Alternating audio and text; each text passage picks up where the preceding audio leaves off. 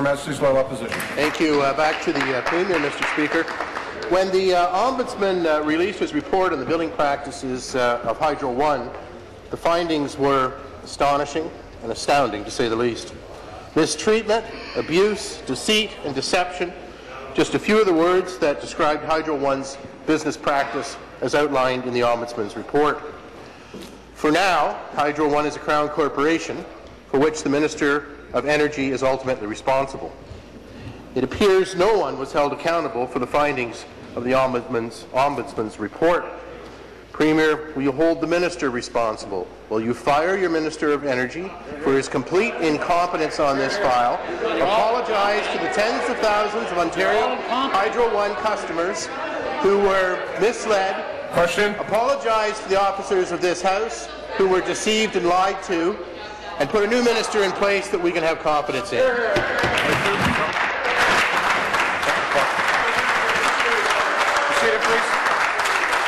Seated, please.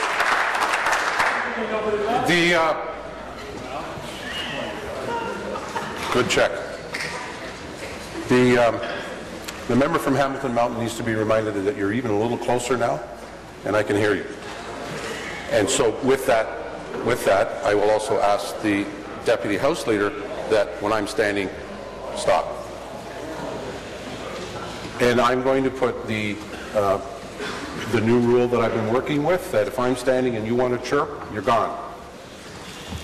Premier. Thank you very much, Mr. Speaker. And Mr. Speaker, I want to again thank the Ombudsman for his report and for his recommendations. And we've acknowledged that during the transition to the new billing system, Mr. Speaker, there was an unacceptable number of mistakes, that there were too many customers who experienced service issues, Mr. Speaker. And in fact, the CEO of Hydro One has apologized to all customers. And prior to the review by the Ombudsman, Mr. Speaker, Hydro One had begun to make changes. So there was already an acknowledgement that there was a problem and there were changes put in place. Having said that, we're pleased that the Ombudsman has done the review and there are more recommendations that have come forward. But, Mr. Speaker, I hope that the Leader of the Opposition is aware of the fact that as we talk about broadening the ownership of Hydro one of the things that needs to happen is it needs to be a better run company, Mr. Speaker, and I think that this latest incident makes that very clear.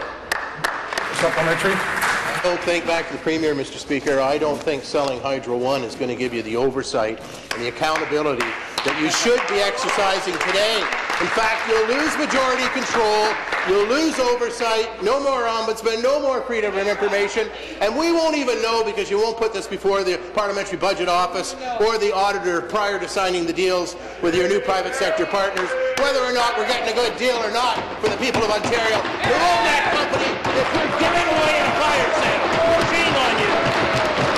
When are you going to have somebody take responsibility for the billing errors of Hydro One, for the months and months that they deceived the officers of this legislature, that they deceived the members of this legislature, impeded our ability to serve our constituents properly because we didn't have honest and direct information? No one seems to ever take responsibility in your government. No one at Hydro One's been dismissed. I ask you again today, at least dismiss the minister. Show me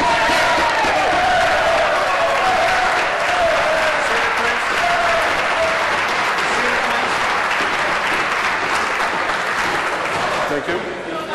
Start the clock. Premier. Mr. Speaker, well, I am so pleased that the Leader of the Opposition raised the issue of a fire sale, Mr. Speaker, because it is the fire sale of the 407 that was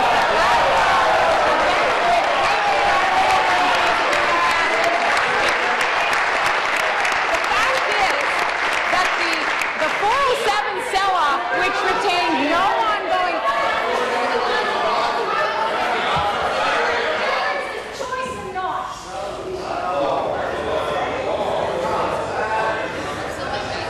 Oh, that was so close. And I don't say that with a smile.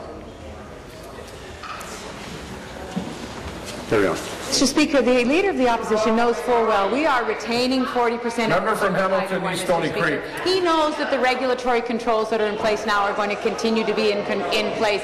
He knows that the setting of prices, that the process that is in place now will continue to be in place, Mr. Speaker. He knows that we will have control over the appointment of the CEO. So, Mr. Speaker, I think that the Leader of the third party needs to understand that the way the 407 was sold off, with no ongoing revenue to the people of Ontario, with no control over that road, Mr. Speaker, and an undervaluation of that asset, Mr. Speaker. That's the backdrop against which we made decisions, and we did it different. Thank you.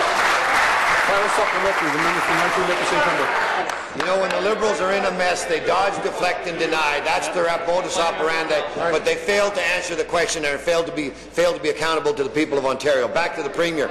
On December 17th, 2013, the Minister of Energy's office wrote to Hydro One CEO asking about the absurdly high number of complaints about Hydro One service.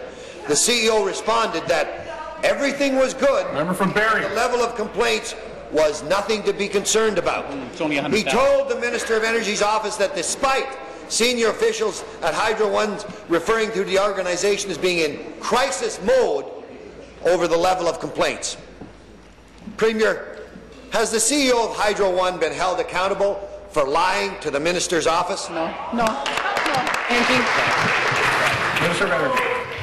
Mr. Speaker, we know that Hydro One has been working hard to resolve outstanding issues, Mr. Speaker, and Hydro One has outlined that work in detail. However, further work and remediation is still clearly required, Mr. Speaker, and that's why I've asked the chair of Hydro One, David Dennison, to report back to me within 40 days with the detailed action describing how Hydro One can further address the recommendation in the Ombudsman's report, Mr. Speaker. But what we need to say is that this government has provided more additional oversight than any other government in the history of this province. Mr. Speaker, we created the position of Financial Accountability Officer, made the French Language Services Commissioner independent, put into place the Provincial Advocate for Children and Youth, allocated new powers to the third party for children and youth, Mr. Speaker. Expanded the Ombudsman's role, Mr. Speaker. Expanded the Ombudsman's role to include oversight of municipalities, school boards, and publicly funded universities. We will take no lessons from those people.